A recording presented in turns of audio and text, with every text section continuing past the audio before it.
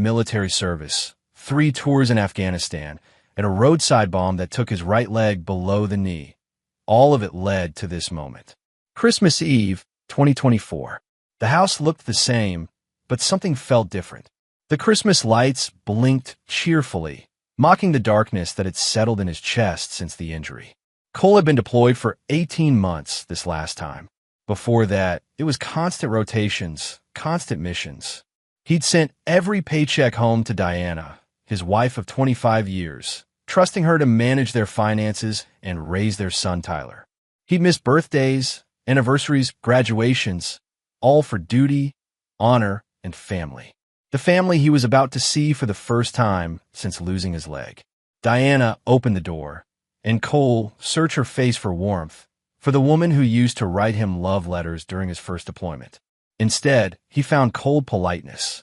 "You're early," she said, not embracing him. Tyler's friends are still here. 23-year-old Tyler appeared behind her, taller now, wearing an expensive watch Cole didn't recognize. His son's eyes held something Cole had never seen before, contempt. "Dad." Tyler's greeting was flat, obligatory. The living room buzzed with Tyler's friends, young men and women Cole didn't recognize. They glanced at his military uniform, his prosthetic, and looked away quickly.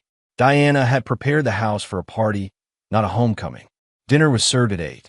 Cole sat at the head of the table he'd built with his own hands 15 years ago, watching his family move around him like he was a stranger. Diana barely spoke, and Tyler's conversation focused on his new job at some tech startup, his girlfriend Madison, and his plans to move to California. "So, Tyler," Cole said, cutting into his prime rib, "tell me about this job. What exactly do you do?" Tyler exchanged a glance with Diana. "I'm in marketing, social media campaigns, influencer partnerships. You wouldn't understand it." The dismissive tone hit Cole like a slap. He'd commanded men in life-or-death situations, had a master's degree in engineering, but his own son thought he was too stupid to understand marketing. "Try me," Cole said evenly. "Dad, it's complicated. You've been gone so long. Things have changed. Technology, culture, everything. You're kind of behind."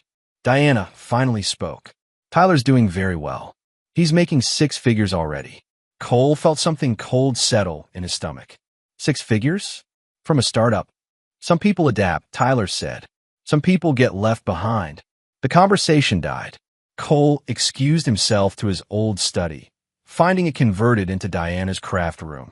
His military commendations, photos from his service, certificates, all gone, replaced with scrapbooking supplies and romance novels. He returned to find dessert being served. Tyler was showing Madison something on his phone, both of them laughing. Diana was clearing plates with mechanical efficiency. "Son," Cole said, "I thought maybe tomorrow we could go to the range. I could teach you some proper shooting techniques." Tyler looked up, his face twisted with something ugly. "I don't think so, Dad." "Why not?" We used to do a lot of things. Before you decided the Army was more important than family." Cole set down his coffee cup carefully. "Everything I did was for this family." "Bullshit." Tyler's voice rose. The room fell silent. "You want to know what you did? You left us. For years and years, you just left. Mom had to raise me alone while you played soldier." "Tyler." Diana's voice held a warning, but not the kind Cole expected.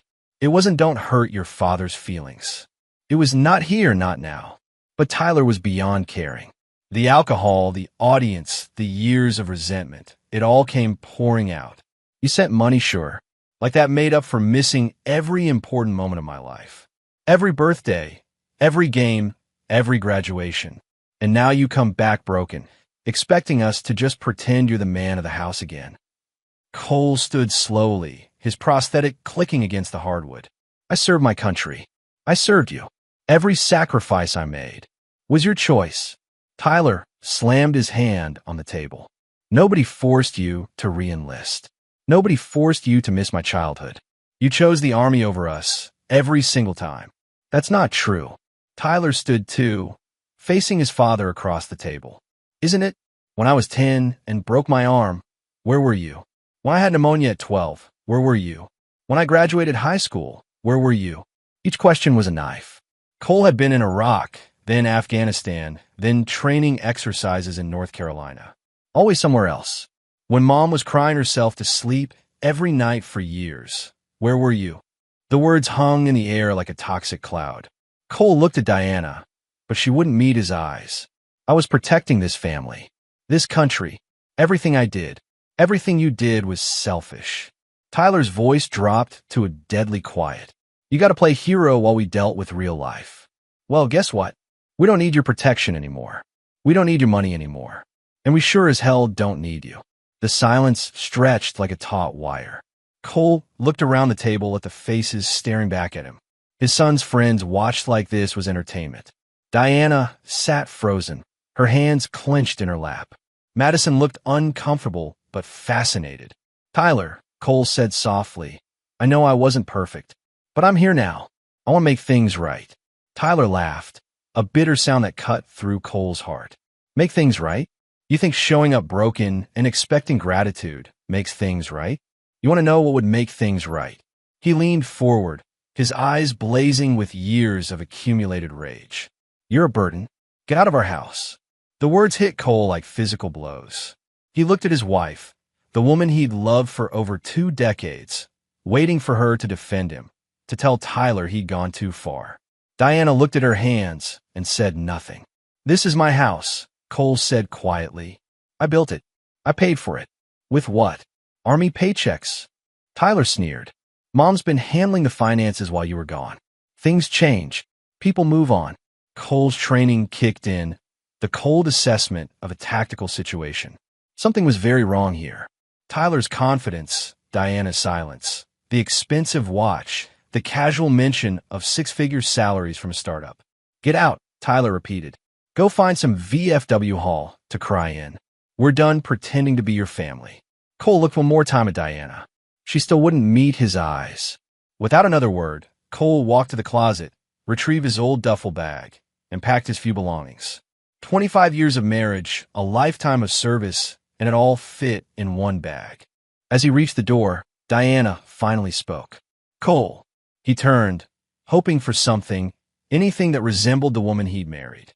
Your disability checks, she said quietly. I'll have them forwarded wherever you end up.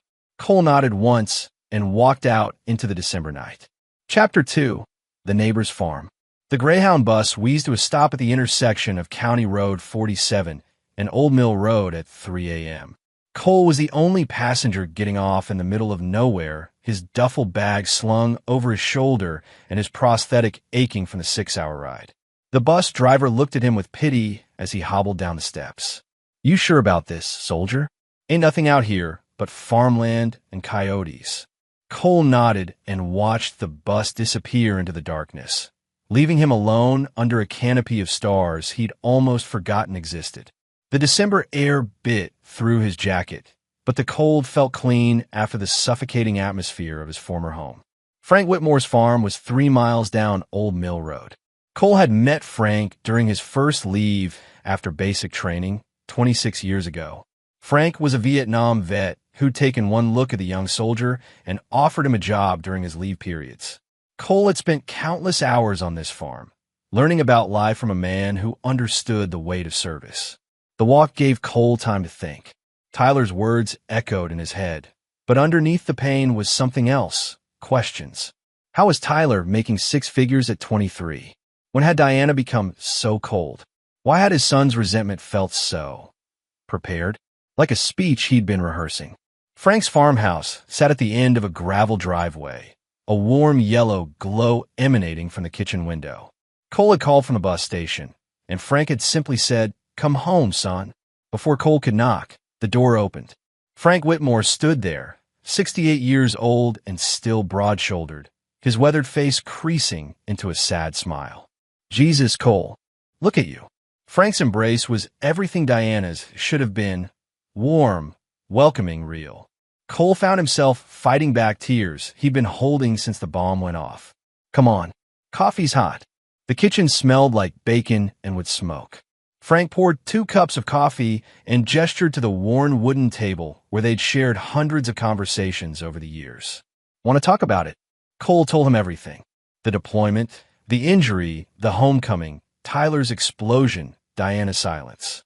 Frank listened without interruption, his face growing darker with each detail. When Cole finished, Frank was quiet for a long moment, staring into his coffee. "Cole," he said finally, "there's something I've been waiting to tell you. Something I should have told you months ago, but I kept hoping I was wrong." Cole felt ice form in his veins. "What?" Frank stood and walked to the window, looking out at his fields. "You remember Rick Lawson?" The name hit Cole like a physical blow. Rick Lawson, his best friend from his first unit, his best man at his wedding, Tyler's godfather. They'd served together for 6 years before Rick left the Army to pursue civilian opportunities. "Rick's been coming around," Frank said quietly. "Started about 8 months ago. At first, I thought maybe he was just checking on Diana while you were deployed. Being a good friend." Cole's mouth went dry.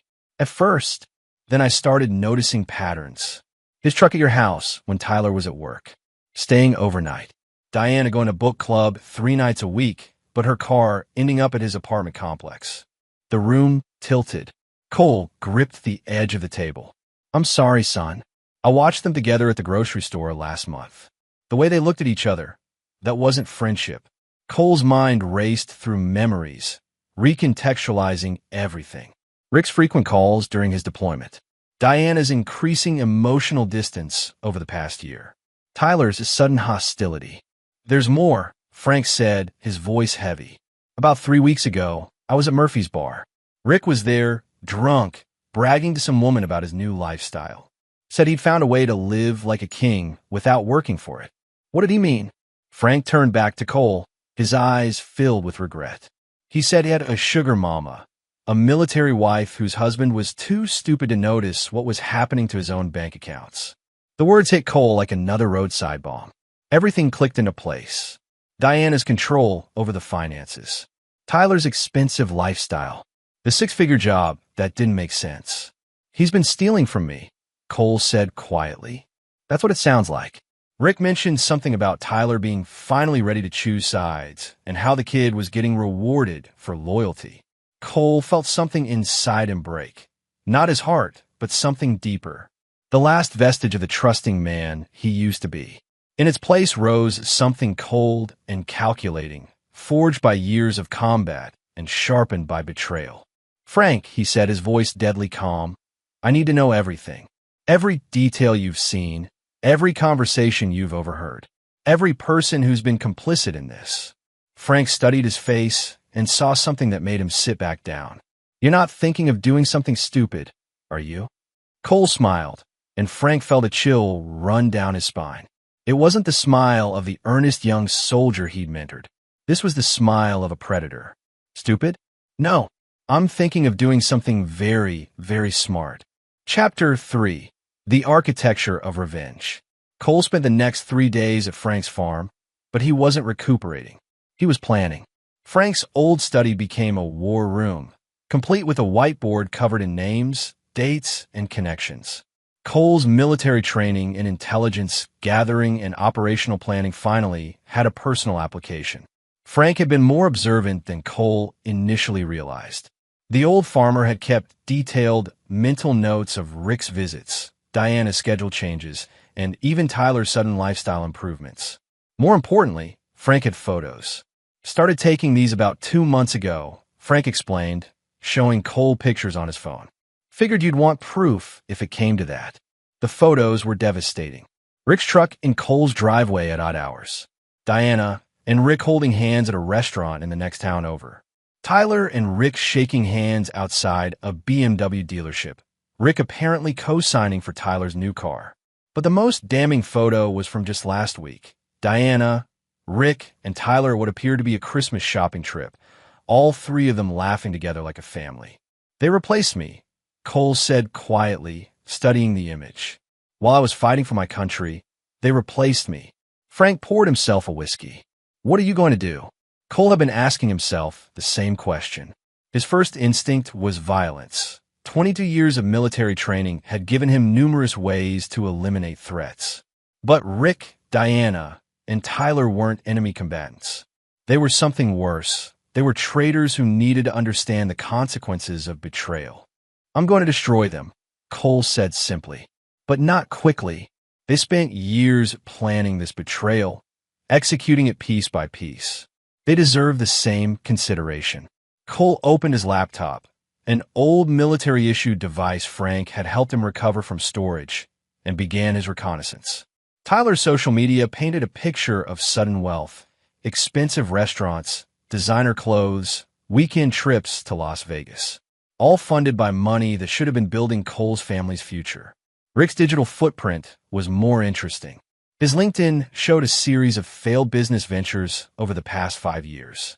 His Facebook revealed mounting debts, 2 divorces, and increasingly desperate posts about needing new opportunities.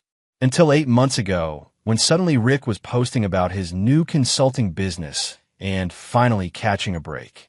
Diana was harder to trace online, but bank records would tell the real story. Cole had maintained joint accounts, and as a disabled veteran, he had certain legal protections regarding his benefits and compensation. If Diana had been moving money without his knowledge, there would be consequences. But Cole wanted more than legal consequences. He wanted them to feel the same betrayal, the same loss, the same humiliation they'd inflicted on him. On the 4th morning, Cole made his first call to Marcus Hamilton, his old commanding officer who now worked as a private investigator in Virginia. "Cole Morrison, you son of a bitch." Marcus's voice boomed through the phone. "I heard about the IED. How are you holding up?" "I've been better." "Marcus, I need a favor." "A big one." Cole explained the situation in clinical detail. Marcus listened without comment until the end. "Jesus Christ, Cole. Your own family." "Former family," Cole corrected. "I need you to run complete background checks on Rick Lawson and my wife Diana. Financial records, communication logs, everything you can legally access. I also need surveillance on all 3 of them for the next 2 weeks." "Cole, this sounds like what? Like a man protecting his assets from theft? Like a veteran ensuring his disability benefits aren't being misused? Everything I'm asking for is legal, Marcus." There was a pause. "What aren't you telling me?" Cole smiled grimly. "I'm not telling you about Phase 2. But don't worry, you'll have plausible deniability." Marcus sighed. "I'll have preliminary reports by tomorrow night. Financial deep dive will take a week." "Cole, be careful. Whatever you're planning, just remember you've got a future to think about." "No, Marcus. I had a future. They stole it. Now I just have a mission." After hanging up, Cole turned to Frank, who'd been listening from the kitchen doorway. "I need to establish a base of operations," Cole said. "Somewhere I can work without being seen. Do you still own that hunting cabin up on Bear Mountain?" Frank nodded slowly. "I haven't been up there in 2 years, but it's got power and water. About 15 miles from your old house. Good sight lines of the valley." "Perfect. I also need to make some purchases. Equipment, vehicles, communication gear. But everything has to be untraceable." "Cole, you're scaring me a little." Cole stood, his prosthetic clicking against the floor. For the first time since Christmas dinner, he felt like himself again. Not the wounded veteran limping home to an ungrateful family, but Colonel Cole Morrison, a man who had never lost a mission. "Frank, for 22 years, I protected people who couldn't protect themselves. I eliminated threats to innocent lives. I served with honor and integrity." He walked to the window, looking out at the peaceful farmland that would soon become his staging area. "But those people in my house, they're not innocent. They're enemy combatants who declared war on my life, my service, and my sacrifice. And I'm going to treat them exactly like what they are." Frank felt a chill that had nothing to do with the December weather. The young man he'd mentored had returned, but he'd brought something back from the war, something dark and precise and utterly unforgiving. "What do you need me to do?" Cole turned back to him, and Frank saw the cold calculation of a professional soldier planning an operation. "I need you to be my eyes and ears in town. Keep watching them, keep taking pictures.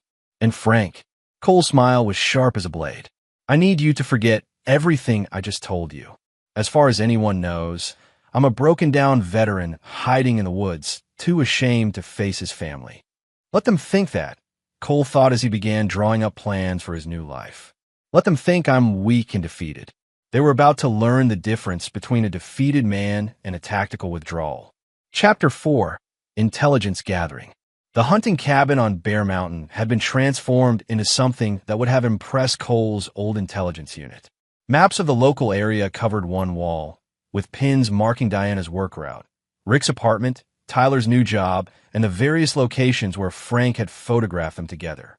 A second wall displayed financial documents, communication logs, and surveillance photos. Marcus Hamilton had delivered more than promised. Diana had been systematically draining Cole's accounts for over a year, transferring money to Rick through a series of shell companies. Tyler's startup job was fictional. He was actually being paid through one of Rick's dummy corporations, essentially receiving an allowance for betraying his father. The scope of the theft was staggering. Over $200,000 in combat pay, disability compensation, and veteran benefits had been redirected. They'd even taken out loans against Cole's military pension. It was sophisticated financial fraud that would have required months of planning. But Cole had found something even more damaging than theft: insurance policies. Diana had taken out 3 separate life insurance policies on Cole over the past 18 months, all with Rick as the secondary beneficiary after her. Combined with the existing military death benefits, Cole's demise would net them over $2 million. They weren't just stealing from me, Cole told Frank over dinner. They were planning to profit from my death. Frank set down his fork. That's attempted murder. Not quite, but it's conspiracy to commit fraud at minimum. They clearly expected my deployment to be permanent, one way or another.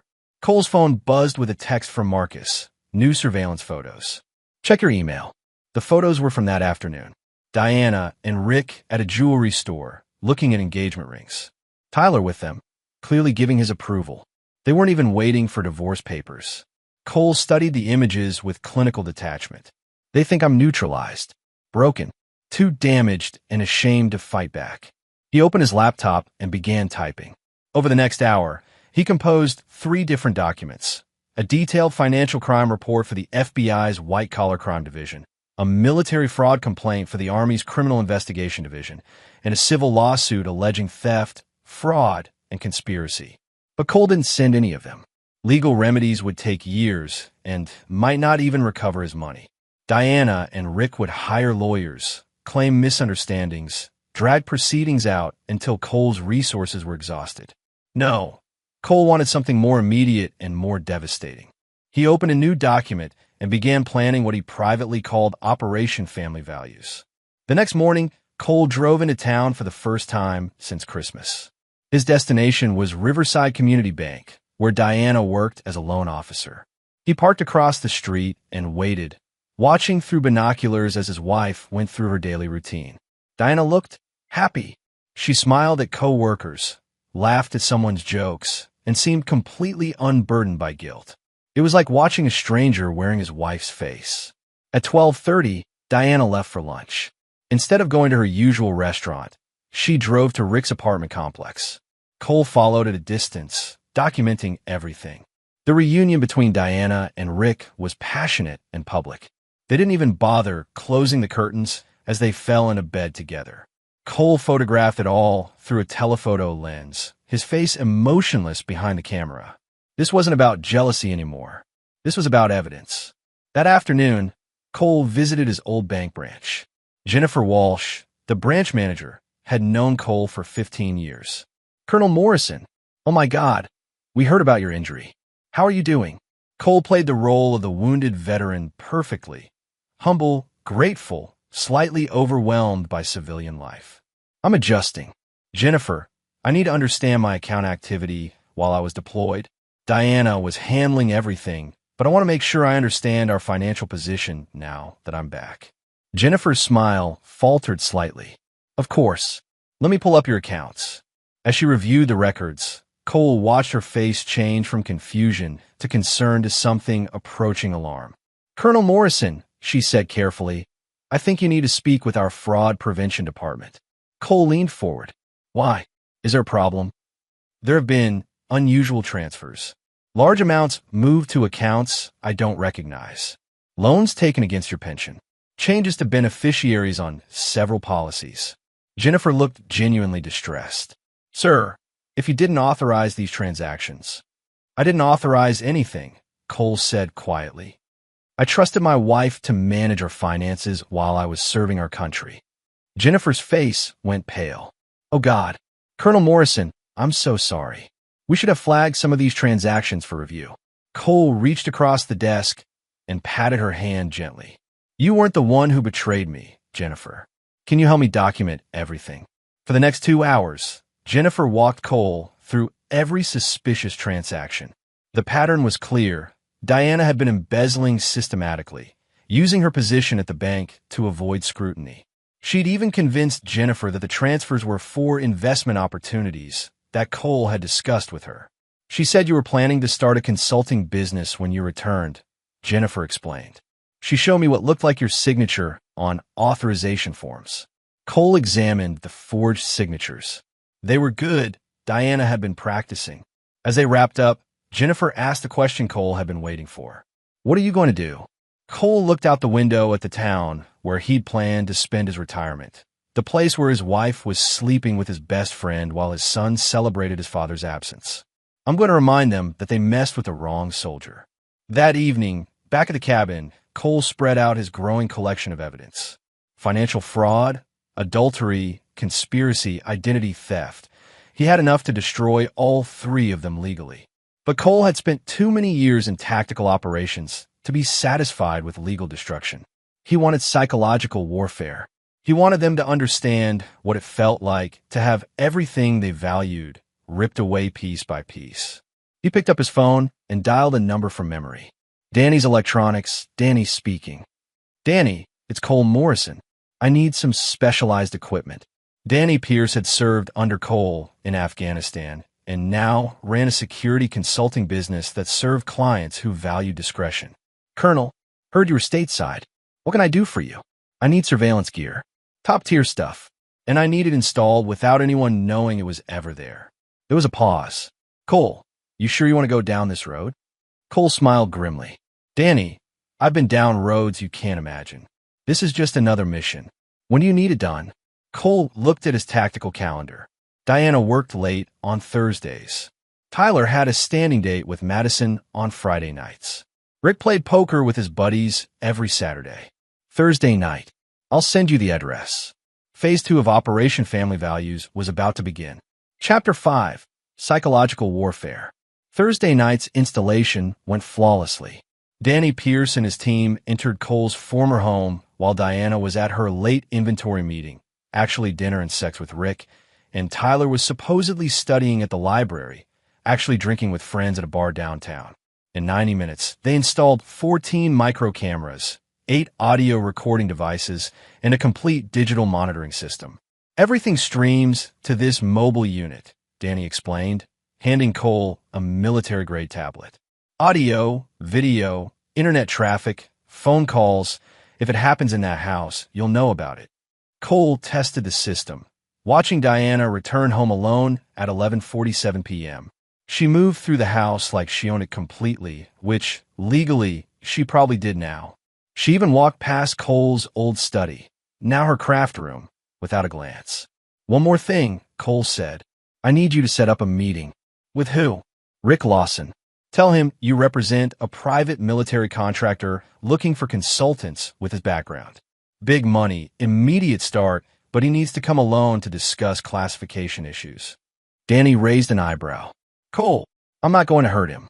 I just want to have a conversation. Where? Cole smiled. The Warehouse District, Building 47, Saturday at 8 p.m. Building 47 was a defunct manufacturing facility that Cole had scouted earlier. Isolated, soundproof, with multiple exit routes. Perfect for the kind of conversation he had in mind. Friday and Saturday brought a wealth of intelligence through the surveillance system. Cole watched his family's routine with the detached interest of a predator studying prey. Tyler spent Friday night with Madison, but not studying. They were planning their move to California, funded by Tyler's inheritance, money Tyler believed would come from forcing Cole out of the family. Madison was pregnant, a detail Tyler hadn't shared with anyone else yet. Diana's Saturday was more revealing. She spent the morning on the phone with a divorce attorney, discussing the fastest way to dissolve her marriage to a mentally unstable veteran who had threatened the family. She was building a narrative that would paint Cole as dangerous and unfit, justifying her theft as protection for Tyler. The surveillance also revealed something else. Rick wasn't just stealing money.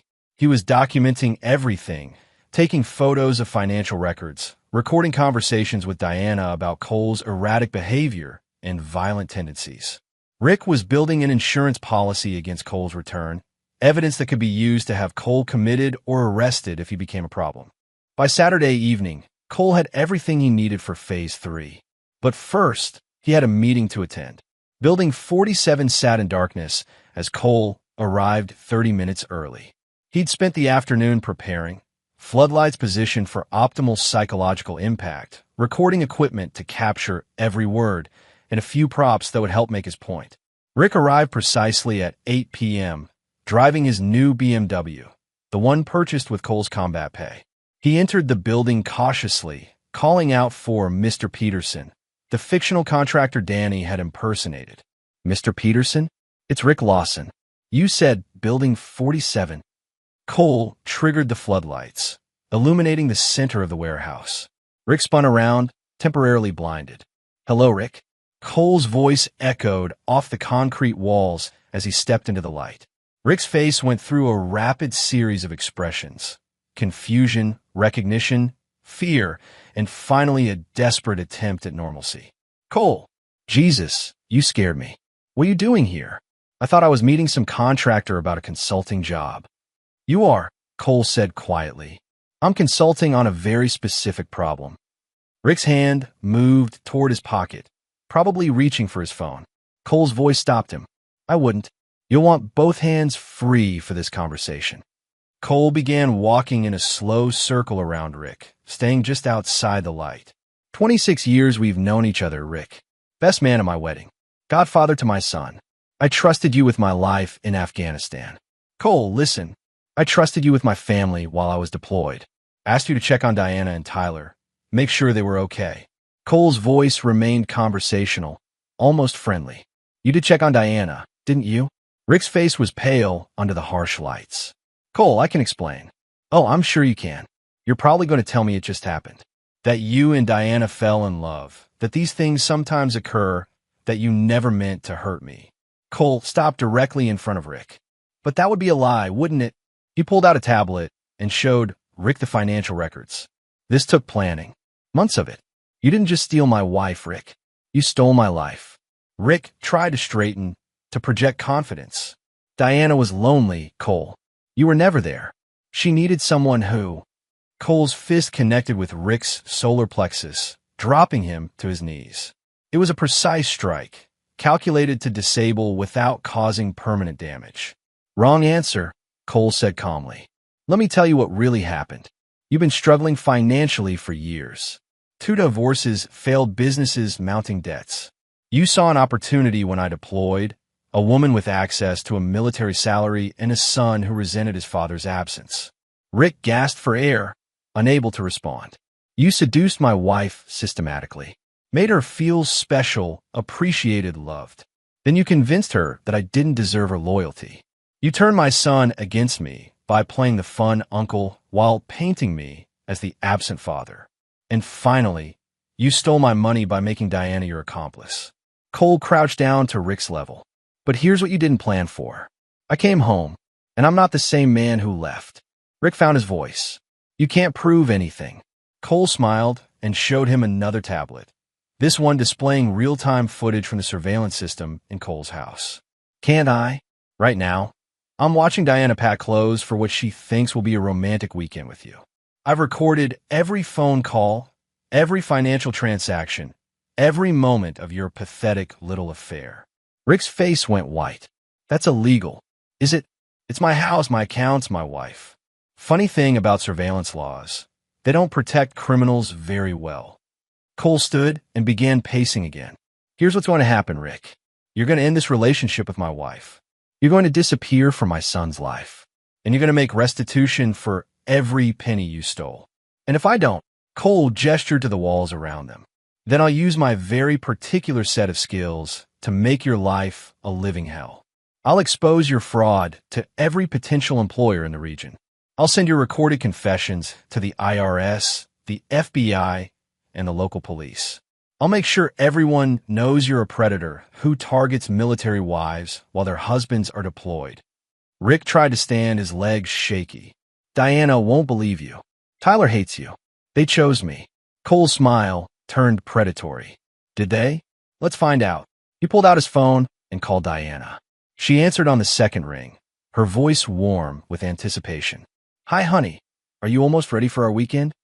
Cole put the phone on speaker. Diana, it's me. The silence on the other end was deafening. Cole?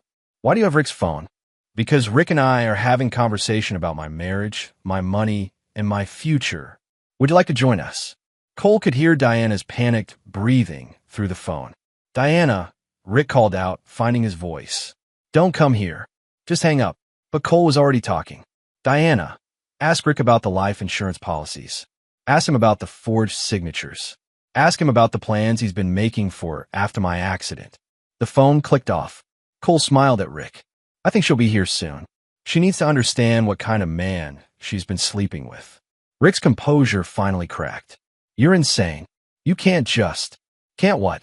Defend my family? Protect my assets? Stop criminals from stealing from a disabled veteran. Cole's voice hardened. You chose to make me your enemy, Rick. Now you gotta find out what that means. In the distance, they could hear a car approaching fast. Chapter 6. The Reckoning begins. Diana's BMW screeched into the warehouse parking lot 23 minutes later. Cole had spent the time methodically explaining to Rick exactly how much evidence he possessed and precisely what criminal charges his former friend was facing. Rick sat on the concrete floor, his arrogance replaced by growing terror as he understood the scope of Cole's preparation. Diana burst through the warehouse door like a woman possessed, her face flushed with panic and rage. What the hell is this, Cole? Some kind of kidnapping. Cole remained in the shadows beyond the floodlights. Hello, Diana. Thank you for joining us. I thought it was time we all had an honest conversation about our marriage.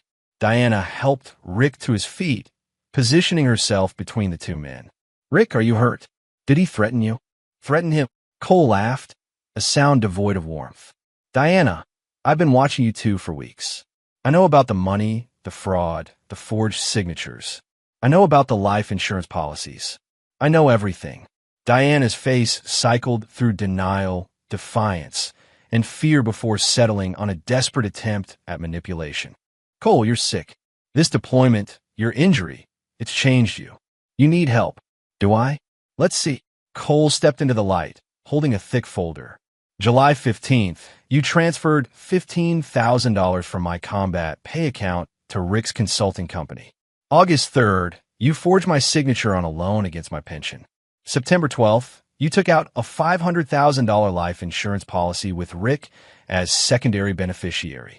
With each date, Diana's face grew paler. October 1st, you met with a divorce attorney to discuss having me declared mentally incompetent. October 15th, you and Rick went ring shopping.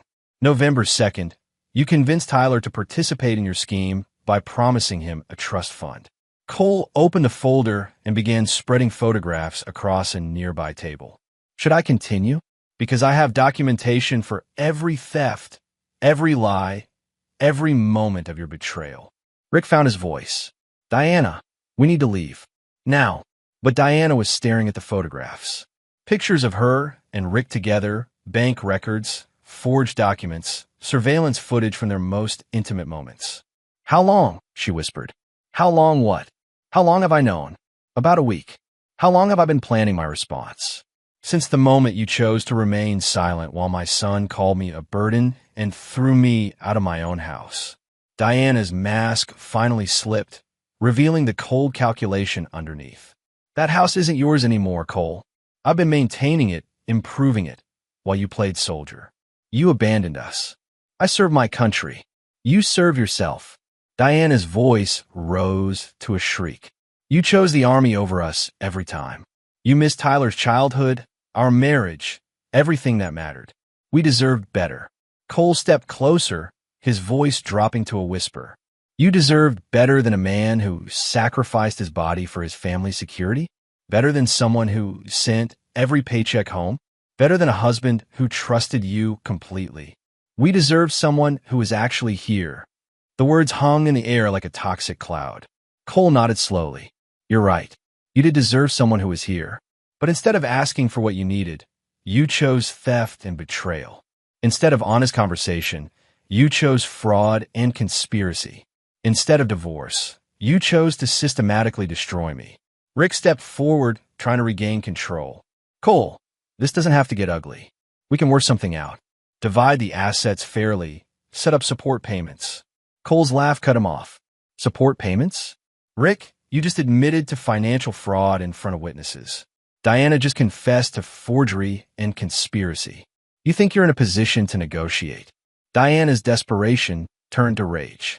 You can't prove anything that will stick in court. It's our word against yours, and you're a damaged veteran with PTSD who just assaulted Rick and dragged me to an abandoned warehouse. Cole smiled and held up his phone. Actually, you've both been confessing on camera for the past 30 minutes. This entire conversation is being recorded and live-streamed to my attorney, my bank, and the FBI's Financial Crimes Division. The color drained from both their faces. You see, unlike you two, I plan my operations carefully. Marcus Hamilton, you remember Marcus, Diana, he was at our wedding. He's a federal investigator now. He's been watching this stream with a team of prosecutors. Every word you've said tonight is admissible evidence. Rick grabbed Diana's arm. We're leaving. Right now. But Cole had moved to block the exit. No, you're not. We're not finished. Diana pulled out her phone. I'm calling the police. Please do. Ask for Detective Rivera. She's expecting your call. Diana hesitated, something in Cole's tone stopping her. You see, while you were planning your romantic weekend, I was filing criminal complaints. Fraud, theft, conspiracy, identity theft, and conspiracy to commit insurance fraud. Rivera's been reviewing the evidence all day. Cole's smile turned predatory. But I'm not just interested in criminal justice. I want you to understand what it feels like to lose everything that matters to you. He pulled out another phone and showed them a real-time video feed. Tyler was at his apartment with Madison, both of them packing for their planned move to California. Tyler doesn't know about tonight yet. He still thinks you're getting away with this. He's telling Madison about the inheritance he's going to receive when you divorce his pathetic father. Diana lunged forward, trying to grab the phone. You stay away from my son. Cole easily avoided her. Your son? Diana, Tyler hasn't been your son for months. He's been Rick's recruit, Rick's accomplice. You turned my child into a criminal. The weight of her actions seemed to hit Diana all at once. She sank to her knees, sobbing. I never meant for it to go this far. I was so lonely, Cole. You were never here, and Rick made me feel alive again. Cole knelt beside his wife of 25 years, his voice surprisingly gentle. I know you were lonely. I know I made mistakes. But Diana, you could have talked to me. You could have asked for what you needed. Instead, you chose to destroy everything we built together. I'm sorry, she whispered. I'm so sorry. For a moment, Cole felt a flicker of the love he'd once had for this woman. Then he remembered Tyler's words at Christmas dinner, and the flicker died. I know you are, but sorry doesn't undo the betrayal. Sorry doesn't give me back the years I lost with my son. Sorry doesn't return the money you stole or repair the trust you shattered. Cole stood and looked down at his broken wife and her pathetic lover. You wanted me gone, so I left. You wanted to replace me, so you tried. You wanted my money, so you took it. But what you didn't want was for me to fight back. He walked toward the exit, his footsteps echoing in the empty warehouse. Tomorrow morning, you'll both be arrested. Your assets will be frozen pending investigation. Tyler will learn that his trust fund was purchased with stolen money, making him an accessory to federal crimes. Cole paused at the door and turned back one final time. You thought you were playing with a broken soldier. You were wrong. You were playing with someone who spent 22 years learning how to eliminate enemies. Cole, please, Diana called out. We can fix this. We can go to counseling, work things out, be a family again. Cole's expression didn't change. Diana, you stopped being my family the moment you chose him over me. And I don't forgive traitors. He walked into the night, leaving them alone with the consequences of their choices and the growing sound of approaching sirens. Chapter 7. The Dominoes Fall. The arrest began at dawn. Cole watched from his cabin as FBI vehicles surrounded his former home, where Diana and Rick had returned after their warehouse confrontation. Through his surveillance system, he could see Diana frantically trying to destroy evidence while Rick attempted to contact his lawyer. By 6:47 a.m., both were in federal custody. Tyler's arrest occurred at his apartment, where he was still packing for California. Cole watched through the apartment complex's security cameras as his son was led away in handcuffs, his pregnant girlfriend Madison screaming questions that no one answered. The local news picked up the story by noon. Military wife and lover charged in elaborate fraud scheme against disabled veteran. Cole's phone rang constantly with reporters wanting his story, but he declined all interviews. This wasn't about public sympathy. This was about justice. Marcus Hamilton called with updates throughout the day.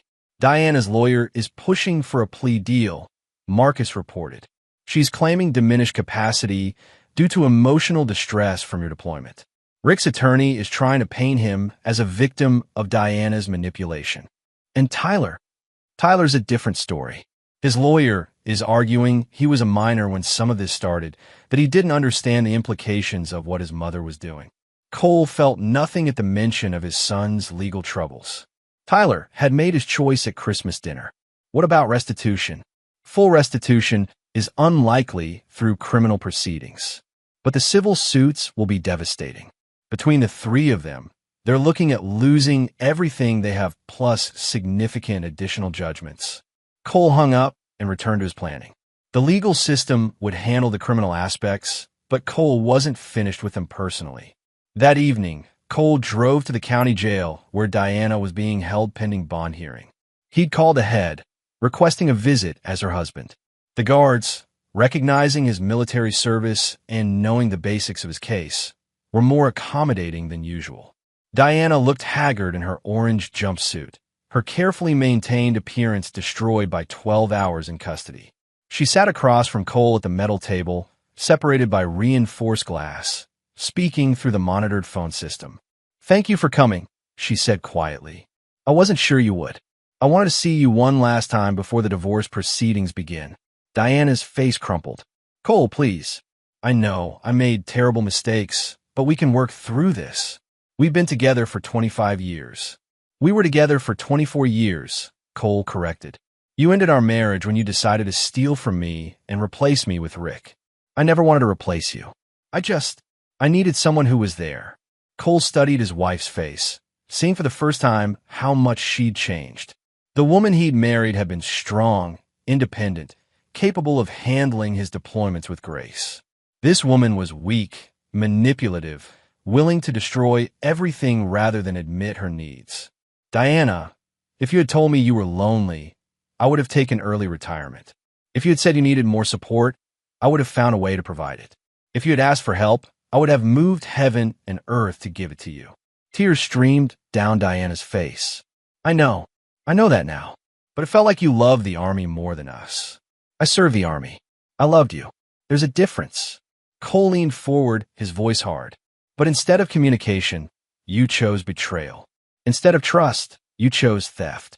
And worst of all, you turned my son against me. Tyler was angry about your absence. I didn't create that. No, but you fed it. You nurtured it. You weaponized it against me." Cole's eyes were cold as winter steel. A good mother would have helped Tyler understand sacrifice and service.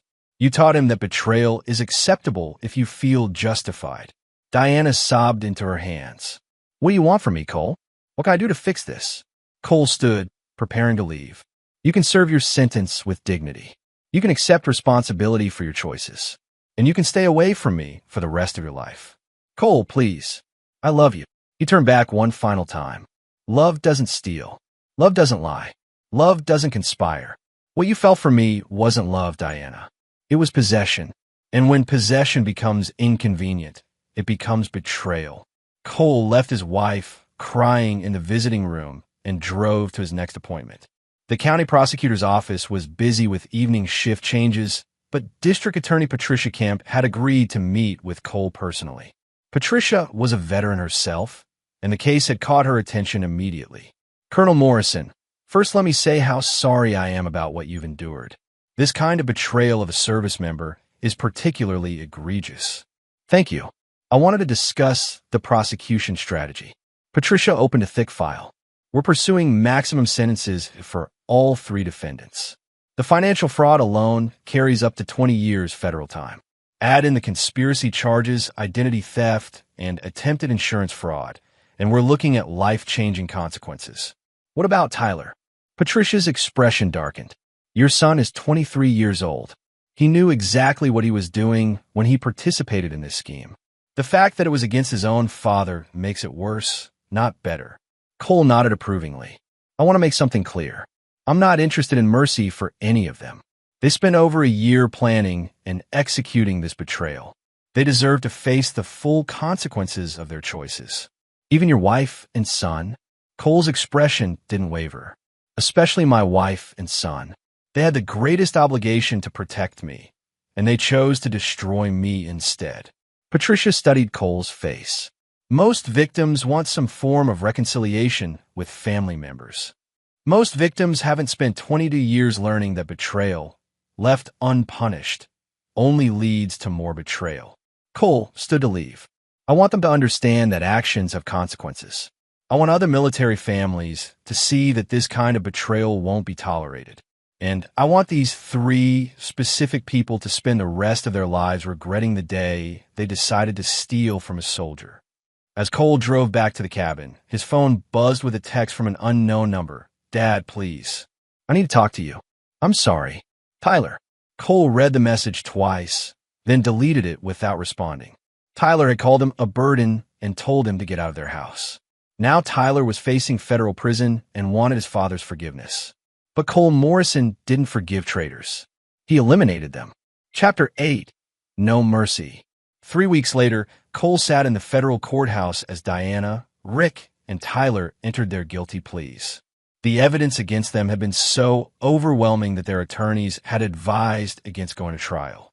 Diana received 7 years for financial fraud and conspiracy. Rick got 12 years for orchestrating the scheme and his prior criminal history. Tyler, despite his lawyer's arguments about his age, received 5 years as an adult co-conspirator. Cole felt nothing as he watched his former family led away in shackles. No satisfaction, no regret, no vindication, just the cold completion of a successful mission. Madison, Tyler's pregnant girlfriend, approached Cole outside the courthouse. She was crying, her hands protectively covering her belly. Mr. Morrison, please. Tyler made mistakes, but he's going to be a father. Can't you find it in your heart to forgive him? Cole looked at this young woman who was about to raise his grandchild alone and felt the first flicker of emotion he'd experienced in weeks. But it wasn't sympathy. Tyler chose to betray me for money. He called me a burden and threw me out of my own home. He participated in stealing from a disabled veteran who gave everything for his country. Cole's voice was calm but implacable. Actions have consequences. Tyler is learning that lesson now. But the baby is innocent. Tyler isn't. If you need support, apply for government assistance. If you need help, contact veterans organizations. But don't expect mercy from the man your boyfriend helped destroy. Cole walked away, leaving Madison sobbing on the courthouse steps. That evening, Cole received an unexpected visitor at Frank's farm. Detective Rivera stood at the front door, her face serious. Colonel Morrison, we need to talk. Frank let her in, and they sat around the kitchen table with coffee. Rivera opened a file folder. We've been investigating some irregularities in your case, she began. The surveillance equipment in your former home, the warehouse meeting, the financial investigations, everything was perfectly legal, but remarkably sophisticated for a civilian operation. Cole waited for her to continue. Marcus Hamilton's background checks were more thorough than most federal investigations. Danny Pierce's surveillance installation was flawless. And your financial forensics were better than what our white-collar crime unit usually produces. Rivera leaned forward. Colonel, did you have help with this operation? Federal help. Cole sipped his coffee calmly. Detective, I spent 22 years in military intelligence. I have friends in various government agencies who were outraged that criminals were targeting a disabled veteran. If they provided assistance in exposing federal crimes, I can't imagine why that would be a problem. It's not a problem. It's impressive. but it also raises questions about your intentions going forward. My intentions? Your wife and her lover are in federal prison. Your son is facing years behind bars. You've recovered most of your stolen money through asset forfeiture. Justice has been served. Rivera closed the file. But I get the feeling you're not finished.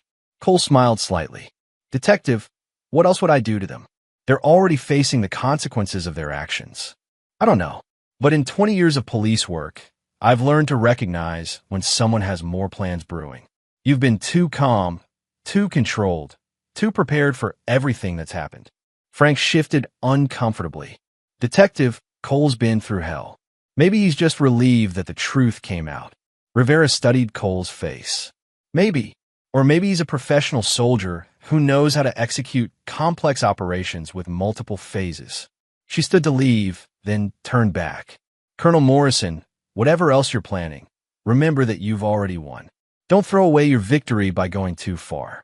After Rivera left, Frank looked at Cole with concern. She's right, isn't she? You're not done. Cole pulled out his laptop and opened a new document.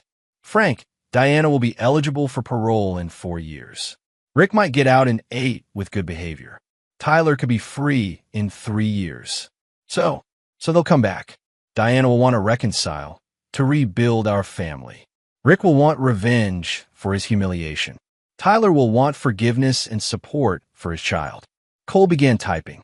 I need to ensure that when they get out of prison, they understand that their punishment isn't over. It's just beginning. Frank read over Cole's shoulder as he drafted letters. Letters to be delivered to each of them 6 months before their release dates. The letter to Diana was coldly formal, informing her that he had remarried, a lie, but she wouldn't know that, moved to another state, and would have her arrested for harassment if she ever contacted him again. The letter to Rick was more creative. Cole had researched Rick's psychological profile and crafted a message designed to make Rick believe that Cole had connections in the prison system, that Cole was watching him even behind bars, and that any attempt at revenge would result in Rick disappearing entirely. But the letter to Tyler was the most devastating. Cole had researched child custody law and drafted a document explaining how Tyler's federal conviction would prevent him from gaining custody of his child, how his criminal record would follow him for life, and how his father, the man he'd betrayed, had moved on to start a new family with people who appreciated loyalty and sacrifice. Jesus, Cole, Frank whispered. This is psychological torture. This is ensuring they never forget the consequences of betrayal. Cole corrected. I want them to spend every day of their sentences knowing that their punishment doesn't end when they walk out of prison. I want them to understand that betraying me was the defining mistake of their lives. Frank sat back, disturbed by what he was seeing. What happened to you over there, son? What turned you into this? Cole looked up from his laptop, his eyes reflecting something Frank had never seen before. Not anger, not hatred, but complete emotional absence. I learned that mercy is a luxury soldiers can't afford. I learned that enemies only understand strength. And I learned that some betrayals are so complete that forgiveness becomes complicity. Cole saved the letters and closed the laptop. Diana, Rick, and Tyler declared war on my life, my service, and my sacrifice. They thought they were fighting a wounded veteran who would accept defeat gracefully. He stood and walked to the window, looking out at the peaceful farmland that had become his fortress. They were wrong. They were fighting a professional soldier who never lost a mission. And I don't intend to start now. Frank felt a chill that had nothing to do with the winter air. The young man he'd mentored decades ago was gone, replaced by something colder and more calculating than Frank had ever imagined possible. Cole Morrison had won his war against the people who betrayed him. But victory, Frank realized, had cost him his humanity. Chapter 9. The Final Victory. 5 years later, Cole Morrison stood in the kitchen of his new home in Montana, reading a letter that had been forwarded through 3 different addresses. The return address showed it was from Tyler, now 28 and recently released from federal prison. Dad, I know you probably don't want to hear from me, but I had to try. I've spent 5 years thinking about what I did, about what we did to you. You were right about everything. Mom and Rick used me, manipulated me, Turn me against the one person who never deserved my betrayal. I have a daughter now. Her name is Emma, and she's 4 years old. Madison and I aren't together anymore. The stress of everything broke us apart. But Emma is innocent in all this, and she doesn't have a grandfather. I'm not asking you to forgive me. I know what I did was unforgivable. I'm not asking for money or help or anything except the chance to apologize face to face. I want you to know that I understand now what honor means, what sacrifice means, what I threw away when I chose money over family. If you'll let me, I'd like to bring Emma to meet you. Not because I deserve anything, but because she deserves to know that she comes from a line of heroes, even if her father failed to live up to that legacy. I'm sorry, Dad, for everything. Tyler. Cole read the letter twice, then walked to his fireplace and burned it. He felt nothing, no anger, no sadness, no temptation toward reconciliation. The man who had written that letter was a stranger who happened to share his DNA. His phone rang. Frank Whitmore, now in his 70s, called every few months to check on Cole. How are you doing, son? I'm well. Peaceful. That's good to hear. Any interesting mail today? Cole smiled slightly. Frank knew him too well. Tyler wrote. He wants to reconcile. Wants me to meet his daughter. There was a long pause. What are you going to do? Nothing. Tyler made his choice 5 years ago. He called me a burden and told me to get out of our house. I got out. I'm not going back. Cole, the boy was young. People change. Maybe. Frank, Cole interrupted gently. Tyler is 28 years old. When I was 28, I was leading men in combat, making life and death decisions, sacrificing for others. Age isn't an excuse for betrayal. Frank sighed. What about the granddaughter? Emma? She's innocent. Emma has a father who chose to make her the child of a convicted felon. That's Tyler's responsibility, not mine.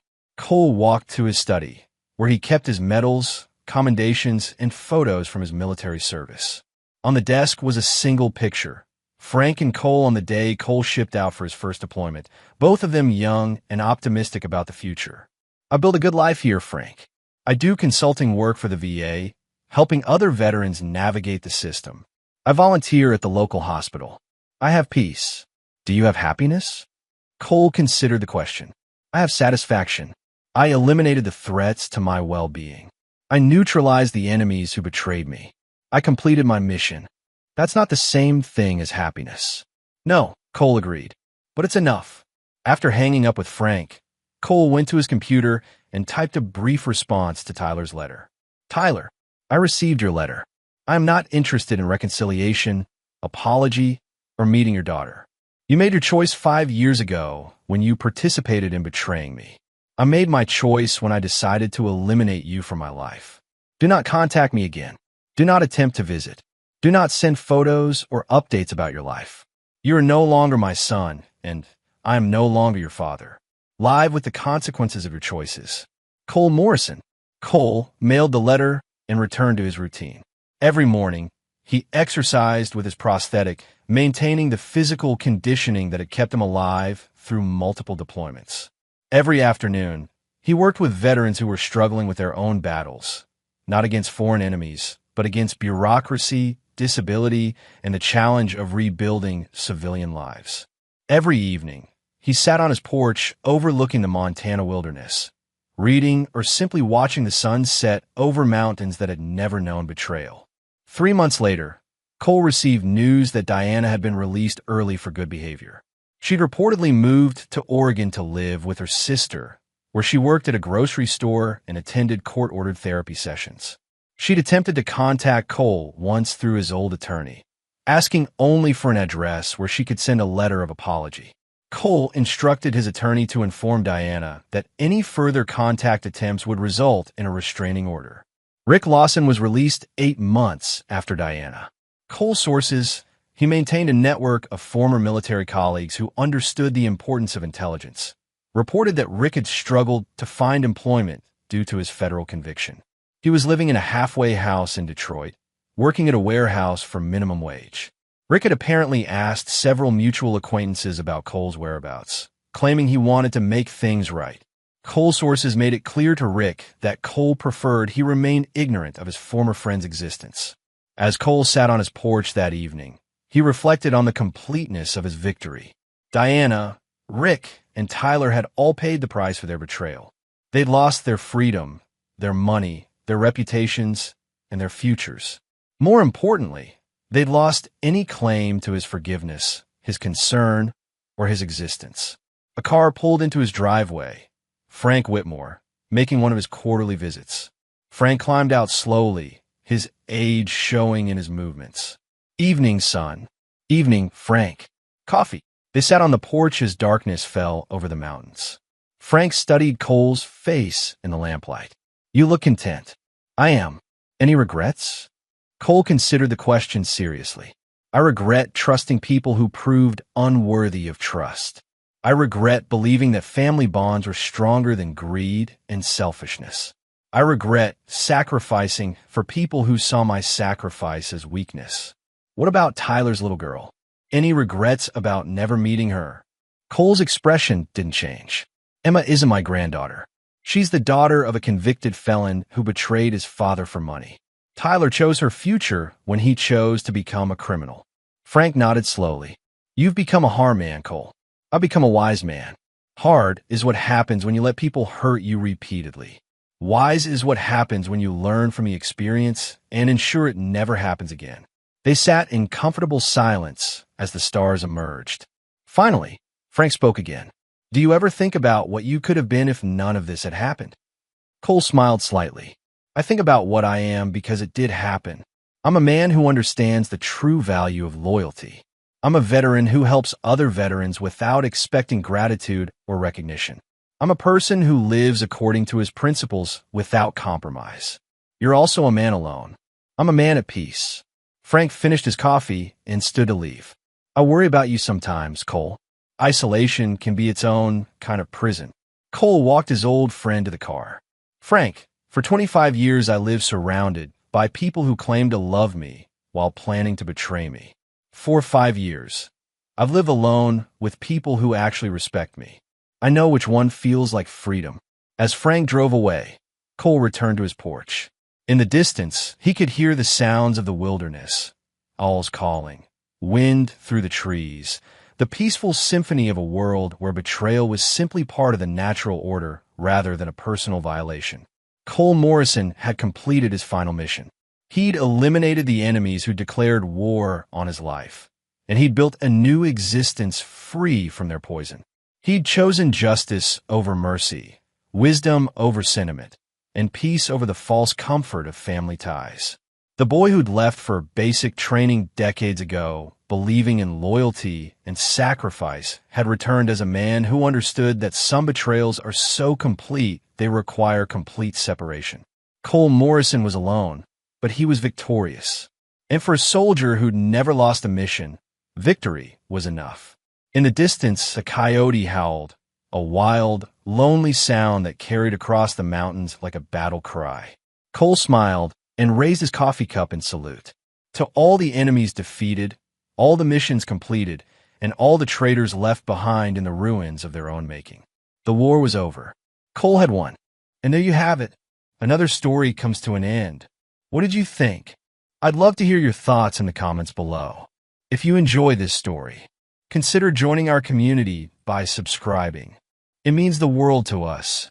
For more stories like this one, check out the recommended videos on screen. And I'll see you there.